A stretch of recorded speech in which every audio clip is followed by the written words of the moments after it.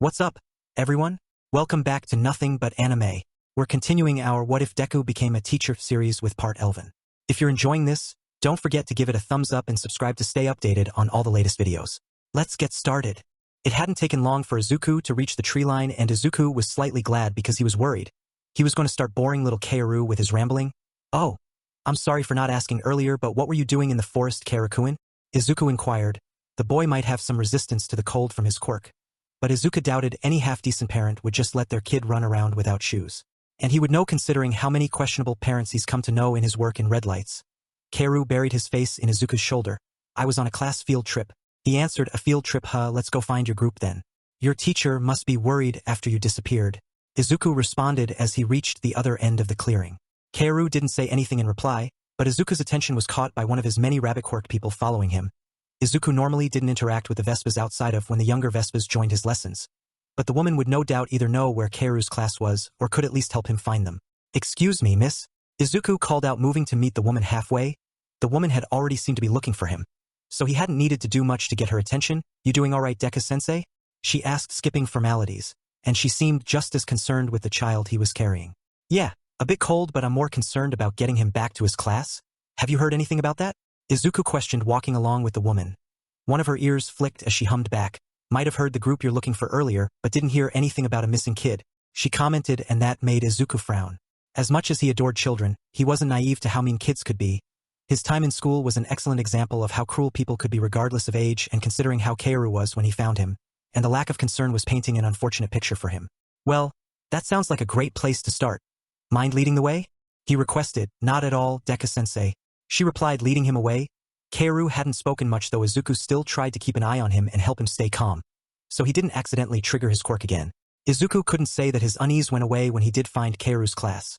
The two women he believed to be supervising the trip weren't as worried as he expected, considering they had a child missing for half an hour at least. How could they be so calm?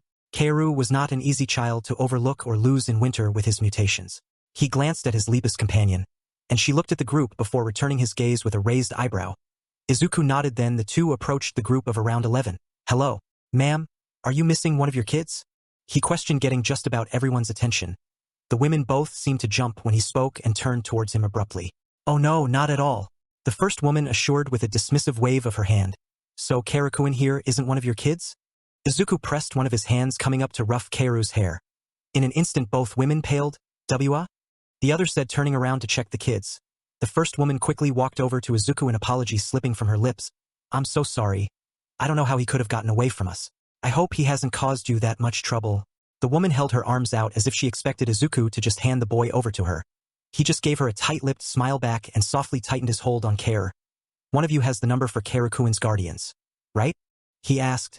His voice purposely kept neutral, not wanting to accidentally upset Kaoru. Kids were easily affected when adults started arguing, and Kaoru was already gripping his jacket. Izuku did not doubt that Kaoru wanted to be swallowed up by the ground from how he tried to make himself as small as possible in Izuku's arms. Why? This isn't the first time Ito-san has run off before, and I can assure you that his mother will be informed of this once she comes to collect him," the woman responded.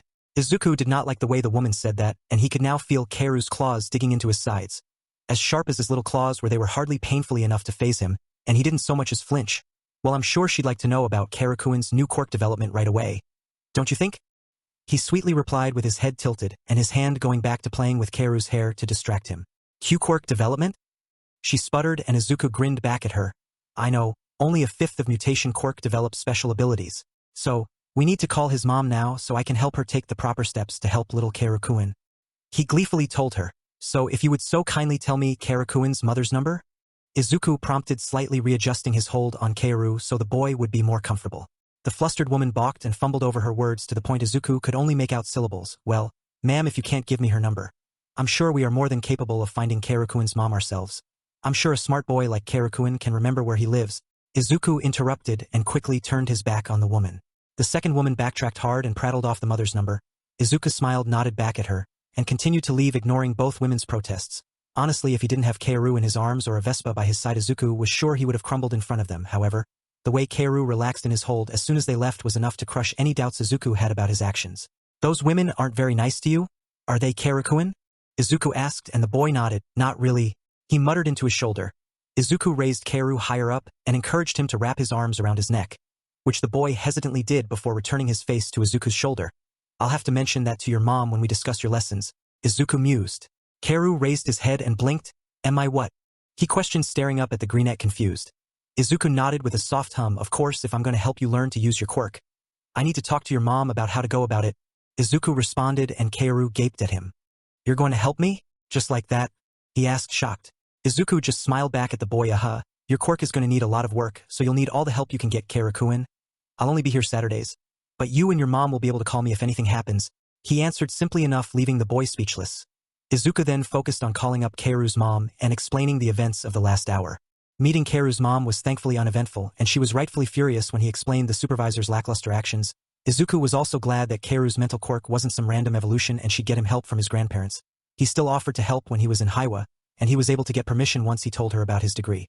Izuku made his goodbyes to the two after working out when he'd come by and sneakily patching up the cuts from Kaoru's claws in their bathroom. He went on to finish his rounds in the districts of Haiwa before making his way to the docks. Izuku knew he was behind his schedule by over an hour, but he held out hope that he just might make it to the last ferry before it leaves. However, upon reaching the closed terminal, that hope was dashed, and he sighed. Izuku sat himself down on a bench and opened his phone to search for a hotel for the night, while calculating how to get home as fast as possible once he takes the first ferry in the morning. He was about to book a room when a voice called out from behind him. Izuku squeaked, jumping to his feet and taser in hand as he whirled around towards who spoke. Upon seeing the familiar tall pale figure, his shoulders slumped and he lowered his taser. Oh God. Yuri-san, what are you doing here? Izuku asked, putting away his weapon.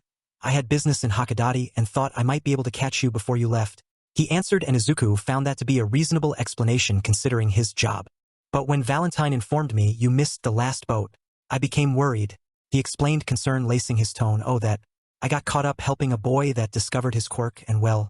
Izuku replied, gesturing to nothing in particular. I see. Yuri-san said, walking around the bench to stand beside him. Would you perhaps like to join me on my boat back to Aomori then? He softly offered his hands behind his back. Izuku blinked and brought his hand to his chin as he pondered the option and whether or not he trusted the Russian enough to take a cruise with him. Jumping onto a mobster's vehicle for an undetermined amount of time shouldn't be so tempting. But if he was being honest, Yuri-san has had plenty of opportunities to get rid of him if he wanted to. Izuku put his phone away and told Yuri-san, yeah, that sounds okay. Lead the way, Yuri-san.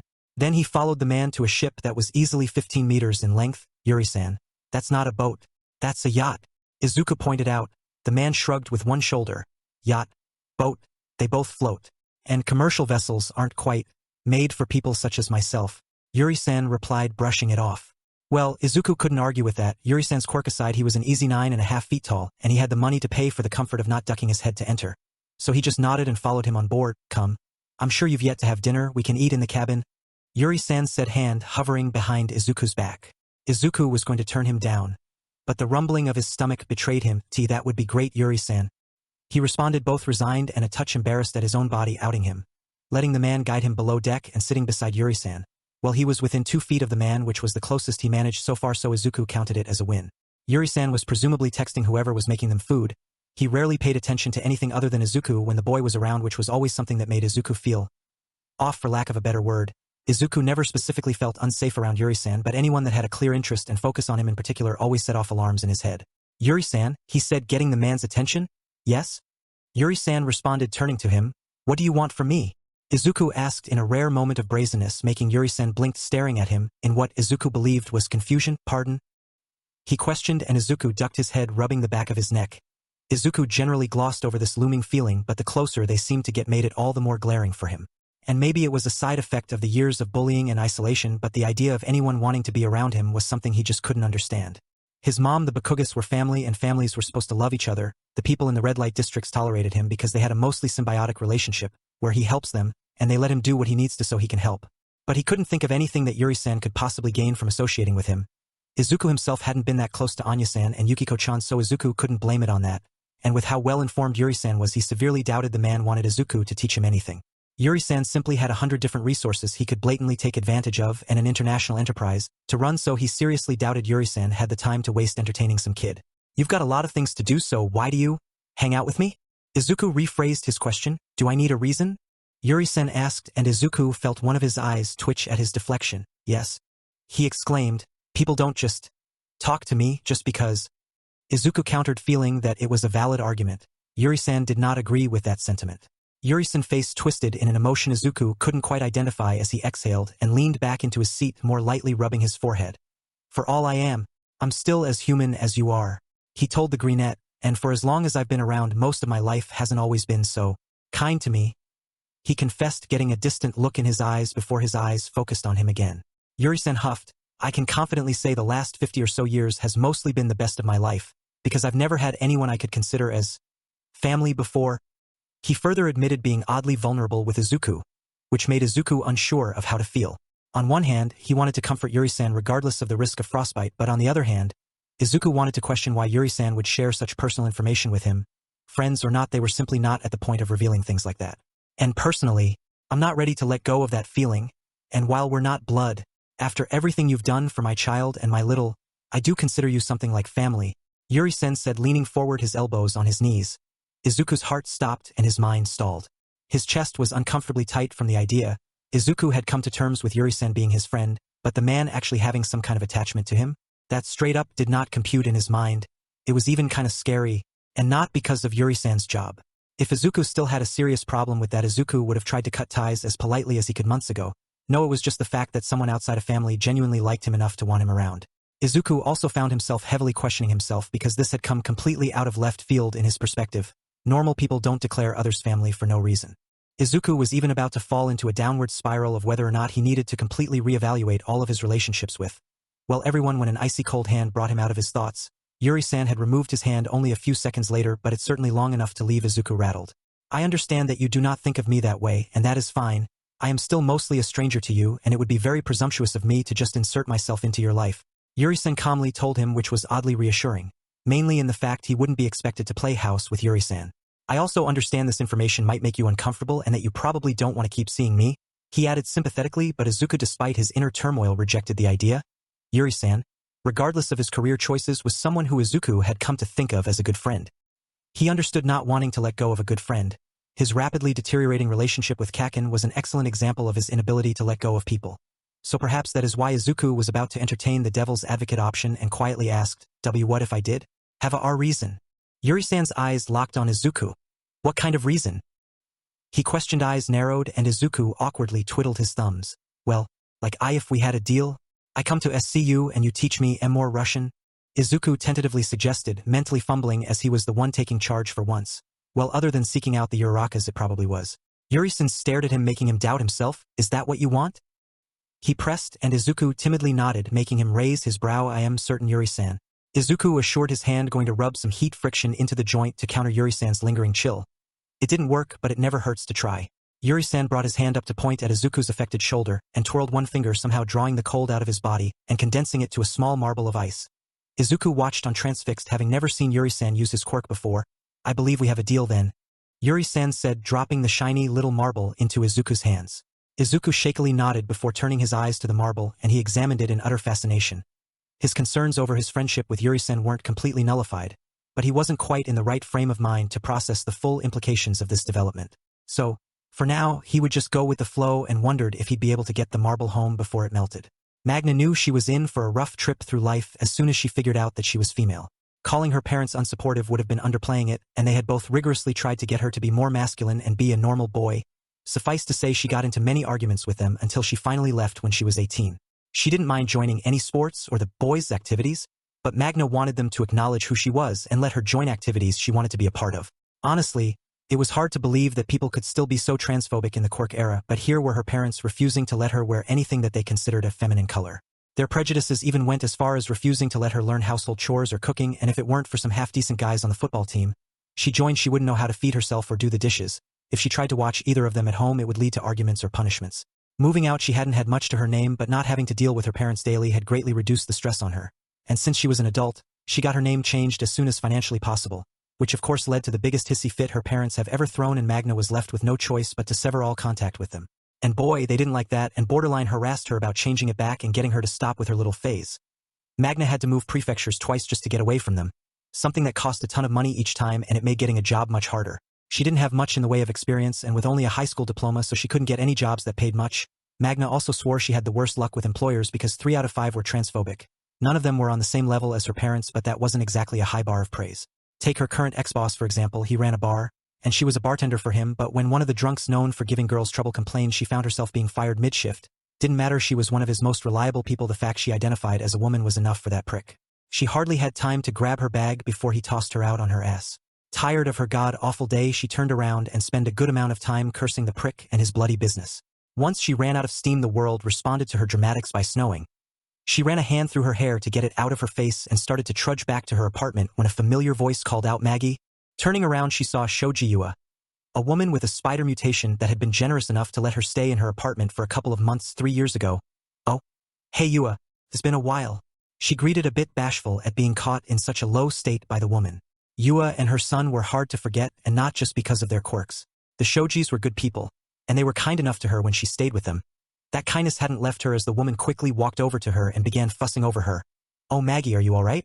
How'd you get caught up in this mess without a coat?" Yua questioned, one of her hands helping to brush off the snow from her shoulders. "I'm fine, Yua.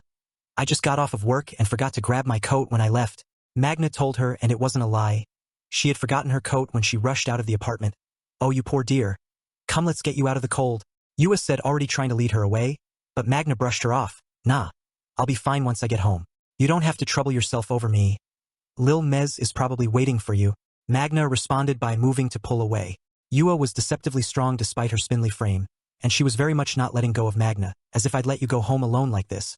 Besides, Mizo is 13 and his friend is very capable, so I trust they can be alone for a few hours," she told the redhead, and Magna sighed. As nice as it was to hear that the kid made a friend, she knew that she'd have no chance of Yua letting her go. Magna guided Yua to her hole-in-the-wall apartment.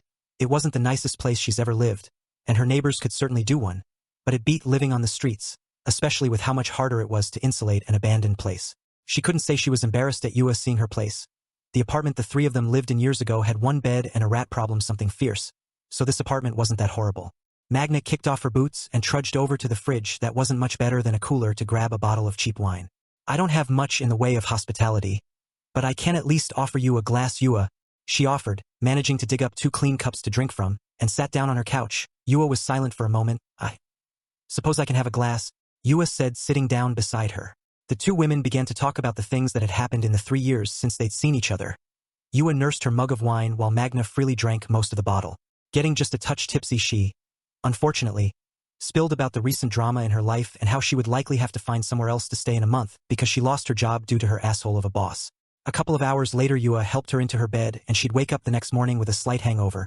A more clear-minded Magna had regretted pouring her guts out to the woman and then got her shit together so she could try to get a new job. A week later found Magna getting herself as cleaned up as soon as possible as she waited for Yua to come to escort her to an interview. Her job search was less than fruitful, so it was a bit of a godsend when Yua had showed up out of the blue yesterday. She knew a bakery by her building being built and offered to arrange an interview for her since Yua knew the owner. She wouldn't lie, she was nervous. But this wasn't the normal nerves, as Yua had gone out of her way to set this up, and she didn't want to disappoint her. Yua was a nice person that Magna would love to be gal pals with, which is why she didn't want to muck this up. Magna couldn't remember the last time she had fun hanging out with anyone, even if she'd been a sad drunk for half of it. When Yua arrived, she had been able to see right through her and had spent the walk to the south side reassuring her. So between Yua's attempts at pep talk and the drastic change environment, she couldn't find the time to worry. Like Magna knew the south side was consistently rated the worst area in Japan for the last 50 years, but she sure as hell wasn't expecting the wreckage she was walking into. The only other areas she's seen this bad were the aftermath of hero-villain fights and pictures of places in the middle of a war. Yua expertly guided her through the district to a much cleaner-looking building that really stood out from its half-collapsed, half-burnt neighbor. "All right, we're here now, Maggie." Midoriya-san is early," Yua commented, but when Magna searched for her future employer, couldn't find them.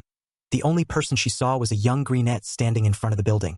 Well, there were other people, but Magna doubted they were who Yua was talking about, considering the woman promised the bakery had no direct ties to any criminal organizations. And when Yua began leading her towards the boy, she quickly caught on that the kid might be who Yua was talking about.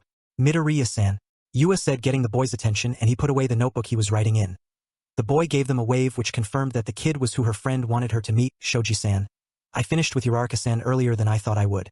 "Oh, why, you must be Hikishi-san." "Yes," he told them once they were in front of the kid. She hoped that the boy didn't catch her wince at her last name. Judging by the way his eyes narrowed, he probably did. "Yeah, I'm Hikishi, Magna. I prefer going by my first name though," she answered, and Midoriya nodded. "Of course, Magna-san. Shoji-san told me you have experience with baking. Have you worked in a bakery before?" Midoriya inquired quickly, moving on from the name thing. "Officially no. My aunt had one and I used to help out some when I was younger," Magna explained, rubbing the back of her head. She loved her aunt and working in her shop, but her mother hadn't ever gotten along with her sister due to her risque line of work outside the bakery. She hadn't seen her aunt since she was 10 due to a big blowout when her aunt gave her nail polish. And you know how to do the basics of taxes, right? Midoriya followed up and Magna huffed. Yes. That's one of the few things my parents taught me before I left. She grumbled, knowing how to balance finances was a suitable skill for men. And as much as they were being misogynistic about it, Magna was glad they were willing to teach her that. Good, good. We can discuss most of the details later when we sign the contract, Magna-san. The only other thing I need to ask now would be if you have a criminal record.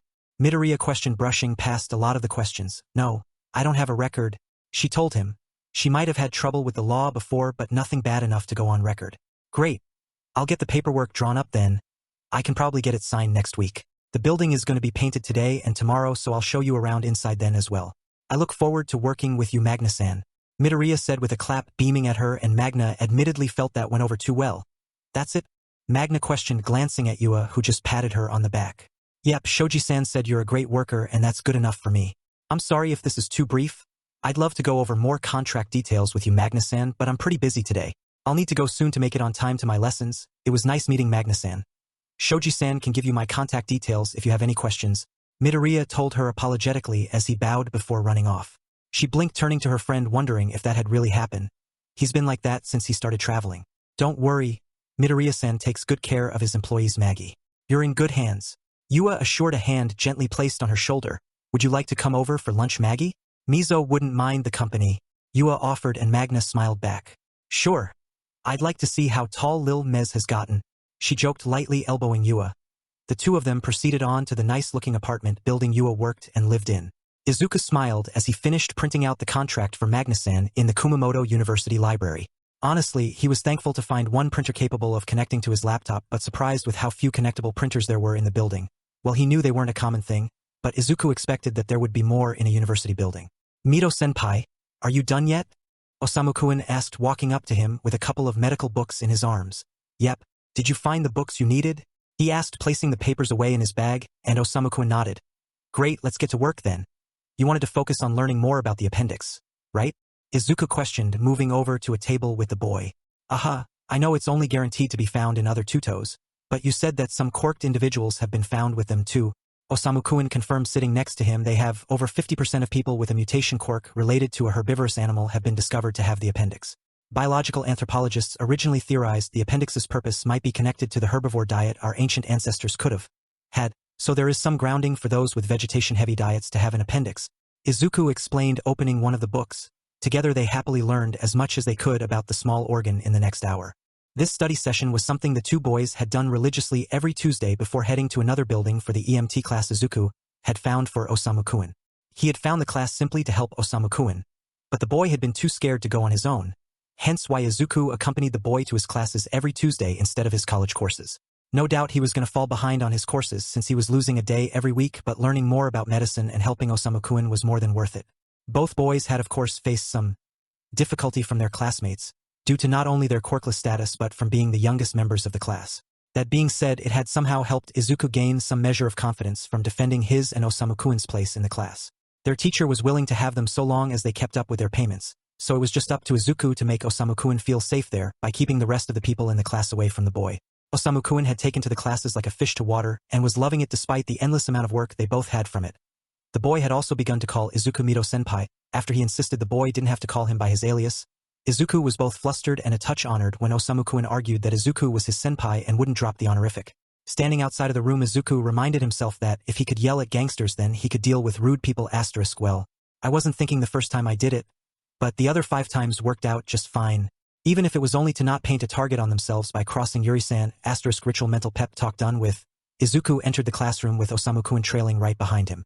The two made their way to one of the 2-person desks and took note of the odd rubber human torso on the desk. Oh, do you think we're going to be doing CPR practice again, Mido-senpai?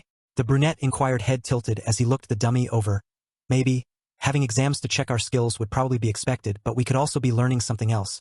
Izuku answered himself, curious about what they could be learning today. Like what, Mido-senpai? Osamu-kun pondered and Izuku hummed. Well dash. He said one word before a man at the desk in front of them whirled around. Oh, would you two hollows stop fucking jabbering? He snapped at them, making Osamu-kun shrink back and press himself into Izuku's side. The greenette, however, stared back at the man shocked. While no one had been welcoming of them, Izuku didn't think anyone there would sink so low as to call them that slur. He squared his shoulders and glared at the blonde man, not bothering to remember whatever his name was. "What did you just call us?" Izuku questioned, feeling slightly disgusted rather than the typical annoyance. To his credit, the blonde seemed to understand the gravity of what he just said and looked to the rest of the room. But for once the people in the room were clearly on Izuku's side. They probably wouldn't if the blonde called him any of the other numerous quirkless slurs. Hell, Izuku himself wouldn't care if he said something else like geneless null.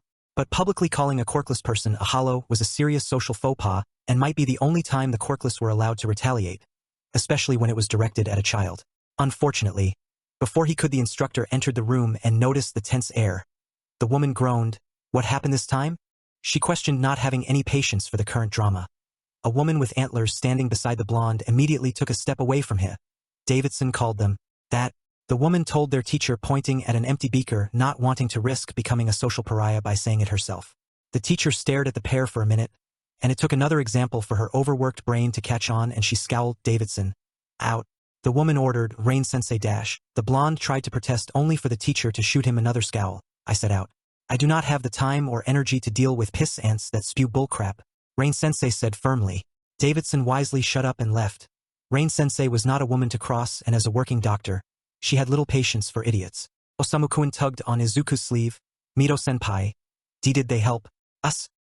He whispered in utter disbelief, which was warranted considering both of the women were generally rude to them for being quirkless. Yes, what he said wasn't okay.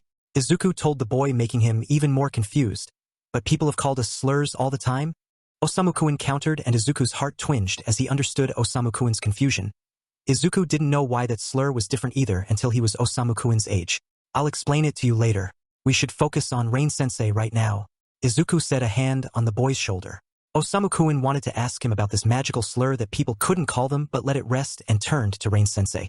After they finished that day's class, Osamu-kun immediately plied him with questions about the slur. Izuku sighed and led him back to the library and away from prying eyes at a quiet, isolated corner, taking his phone out and opening a digital copy of a specific book before he explained a morbid event involving the MLA and the quirkless 75 years ago. He also explained that hollow was short for hollow blood, a slur that gained more traction due to how quirkless people were discovered to be more likely to have quirkless children regardless of their partner's quirk. Hollow itself wasn't a bad word, and it was used interchangeably with the other evolutionary backwash names quirkless people were given until around 75 years ago. Izuku also explained that people still called quirkless people hollows or hollow bloods, but that people just couldn't say it in public. He knew that was a weird point, but people just had strange rules for social situations, and calling a quirkless person hollow around other people in public was just one of the things that were against the rules of hospitality or something. Osamu-kun seemed to understand what Izuku told him, even if the social hypocrisy didn't make much sense to him. That was about as much as Izuku could ask for, considering the reason for the odd social taboo was such a dark event in history, and he was glad he didn't have to deal with the emotional mess of a person he had been when his mom told him of the event. Osamu-kun had his number, so if he was affected by the knowledge, he'd call if he needed to talk about it. With that in mind, he went on with his rounds in the red light districts, teaching in one place and handing out care packages in all 5 of the districts. Izuku finished up placing some of the new fluffy materials in the same places he always did. He had learned how dangerous winter was for the less fortunate after the SSI, and he tried to do his best to help where he could. He didn't have property there yet, so Izuku had taken to buying large warm coats, warm gloves, large blankets, and easy-to-make warm food. He smiled, making sure the trunk was closed so weather and feral animals wouldn't get to the things he'd left there. Proud of himself, he nodded and was planning to leave when he was mobbed by a group of rabbit quirk children. Izuku was caught off guard and fell into the snow with a short cry of surprise. Izuku wanted to be at least somewhat annoyed by them tripping him up and the snow that got in between his clothes, making the boy wet and cold. But the small hill of excited children giggling and laughing from where they sat on top of him made it impossible. "I apologize, Deku-Sensei. Unfortunately, I think you know how hard it is to wrangle my brood," a woman with limp rabbit ears said, her arms crossed as she tiredly watched them. The kids didn't take too kindly to that, and more than one stuck their tongues out at her. Izuku tried his best to smile at her from where he was pinned on the ground. "It's fine, Vespa-san. I completely understand. 15 toddlers are a handful," he playful assured, not giving the kids any satisfaction when a few of them whacked him in retaliation. Not wanting to risk frostbite, Izuku sat up and caused the 5 kids that were on top of him to fall into the snow and their siblings around them. Whining was quick to come from those he displaced, making him have to cover his mouth to keep them from hearing him chuckle, but considering he was kicked in the ribs by one of the toddlers, he didn't know why he bothered trying to hide it with their hearing. One of the kids easily jumped up and onto Izuku's shoulder, gripping his coat to stay on there. "We're having dinner at Nana's. Would you like to join us, Deku-Sensei?" she asked, making Izuku a bit tense. "Well, I don't think I should just invite myself to someone else's house for dinner."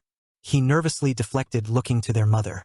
The girl started pouting, but Deku-Sensei, I'm inviting you, she protested, and the rest of the siblings joined in and started telling him that they were inviting him to dinner.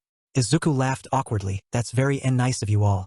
But I won't be going to your house, so I wouldn't be needing your permission, he explained, trying to keep from being overtaken by the toddlers again. Vespa-san thankfully stepped in at that moment by stomping her foot, Figly. She sternly called, causing the kids to stop their pleading and turn to her. If Deku-Sensei doesn't already have plans, then I'm sure Nana would be happy to have him over. But we should be respectful of whatever choice he makes, right? Vespa-san questioned, her arms crossed. See mama. All 15 replied, their shoulders slumping, and those with upright ears had them matching their floppy-eared siblings. Izuku also had to catch the little girl who was clinging to his shoulder as she let go, and he didn't want her to hurt herself from falling that far. Naturally, being the very soft-hearted person he was, he couldn't stand all of the kids' melancholy, so against his better judgment he said, I wouldn't mind coming over for dinner, Vespa-san. The children of course burst into cheers and jumped him again. Figly, Vespa-san shouted, stomping her foot before giving up on getting any of them to calm down. She walked over and scooped up 5 of them into her arms. I'm sorry, Deku-Sensei. They're incorrigible, but, unfortunately, the rest of the Figly will likely have the same reaction when we get to the compound. She tiredly apologized, quietly warning him of the onslaught of bunny children no doubt waiting on the Vespa property. I understand, Vespa-san. Honestly, I'm more worried about eating your family's food, Izuku responded, getting 6 of the kids into his arms. A larger one sat on his shoulders and had a firm grip, pulling his hair. Izuku never liked it when anyone pulled his hair, but the boy's safety was always his priority. Besides, the kid's grip was nothing compared to that one mean girl from the 2nd grade. Vespa-san scoffed, despite having over 400 people living at the compound. Mama always manages to make enough food for there to be leftovers, so don't worry about anyone going hungry over you, she commented, which Izuku found astounding. How could one woman make that much food without a quirk? His disbelief seemed to clear on his face, and Vespa-san rolled her eyes. Our family helps her, of course. She always has 20 helpers at any time, she added, making him sigh relieved.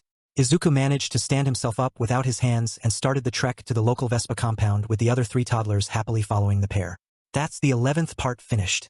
If you want to catch up on the earlier chapters, head to the playlist. Please remember to support the author. I'll be back with more soon. Thanks for being awesome.